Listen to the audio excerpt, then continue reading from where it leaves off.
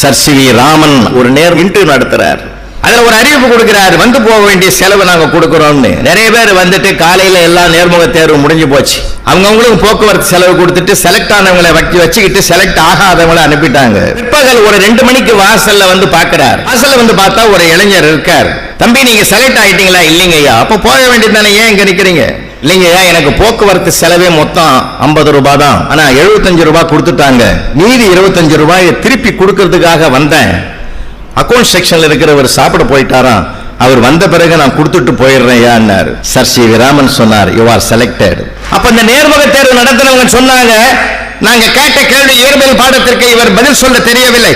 Sir, இயல்பியல் பாடம் அவனுக்கு தெரியாமல் இருக்கலாம், தெரிந்த நான் அவனுக்கு சொல்லிக் கொடுத்து விடுவேன்.